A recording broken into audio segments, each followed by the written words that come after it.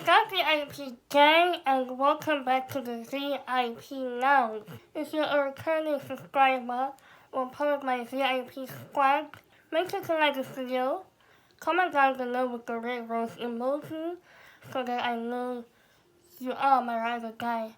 Let's talk about disability and being intimate.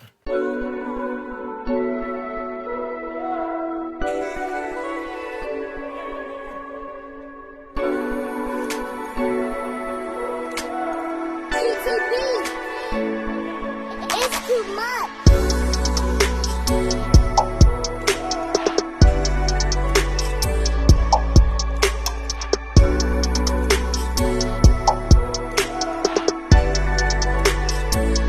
Before I start this video, I just want to clarify that I am a child of God.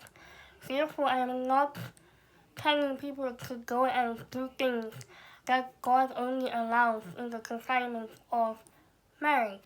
Back to the video. Without disclosing my status, whether I'm active or not, I'm just gonna say it out as is. As a representative of people with disabilities, I'm not just talking about myself, but other people.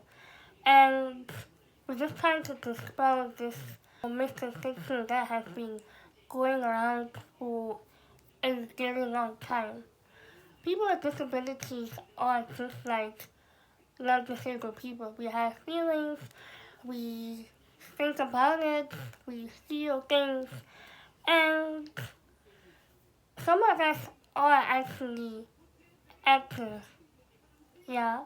But to those that are scared to approach people with disabilities, for those that are interested in somebody with a disability and either wants to take it that far, but doesn't know how to do it, I would say the best way to approach this matter would be to bring it up in the conversation. Don't be afraid to talk about it. Don't be afraid to ask questions. It really just depends with the person. Some people are very shy. They don't like to talk about these things. I personally am not afraid to discuss these matters. Some things I have this tendency of attracting guys that are very touchy-feely. Most guys that I interact with, their first love language is actually physical touch. Unfortunately, for me, it's not. My love language is quality time, then acts of service, then words of affirmation. That's just me. But that's what I'm saying. Bring up in a conversation if the person is comfortable. There's a lot of things that actually lead to the actual practical stuff. I personally wouldn't really encourage any activity before you're married, or because of my generation, I would say before I'm not talking about myself, sorry. I would say, if you're someone who's not really religious or a believer and stuff like that, I would say wait to be intimate when you're comfortable with the person. Don't just allow anyone to invade your space, because I do think that it's a very special part of yourself that deserves someone who's worthy of that. Imagine if you're someone who's never done it and then you get involved with someone who don't even care about you, who don't even want to be with you. They're just this crazy person with a disability status or whatever. It won't be a good experience for you.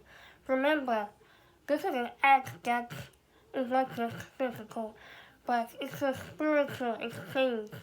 You don't go through physical, emotional, and mental pain, or even spiritual pain with someone who's not gonna continue interacting with you. So I would say take your time and don't be afraid to have a conversation. If you do get to a point where you're like, I want to do this. Be very specific, very particular with the person you choose to do it with. When you do decide to do it, communicate. Throughout is very important. Some people have discovered what works for them. Some people actually need exact time with their person to discover what they like, what they're all about, what turns them on and stuff like that. It's just mainly about communication. Don't rush it. And if you're someone from the mainstream, I would also say if you're gonna indulge in someone with a disability, put effort to make it good. Now, what I mean by this is just take your time to study the person. Once you study your person, you're able to understand what makes them get comfortable quicker and things won't get awkward. Because things could get awkward between the people with disabilities and the mainstream. So you want to study your person, you want to know what makes them comfortable, what makes them happy, what switches on the electricity.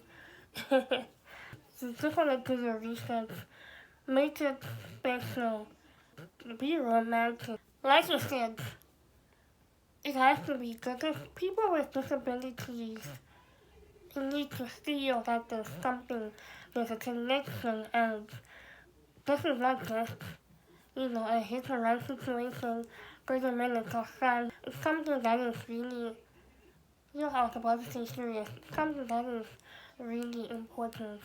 Serious sounds a little too formal. One would ask, how does someone, in my case, I'm visually impaired, how do you handle a situation where Bray is trying to kiss you or you're trying to kiss Bray because you're visually impaired?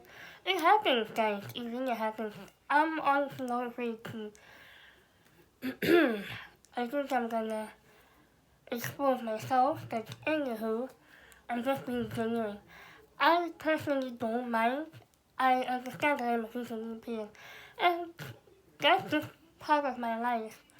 I don't mind missing my teeth, mouth, or whatever. I probably would intend to kiss him on the lips and probably miss his mouth and maybe kiss his teeth, or I don't know, any on his face. That is not where I actually wanted to smooth him, right? I don't know how it would feel or how it would be for the guy, but personally, for me, it would not be awkward. Especially, like I said earlier, I attract guys that are really into physical affection, so I don't think they would mind, really. Other people would say, well, I wouldn't be shy, wouldn't be uncomfortable. I have remained thinking, but there's only so much that I can see. My left eye for my VIP wanted this. My left eye has more vision than the right one. The right one just sees bright colors and shadows, and the left one sees a little bit more detail.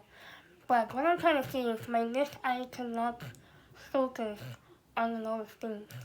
And sometimes, well, most times, I actually don't put effort to focus because it's just really strenuous.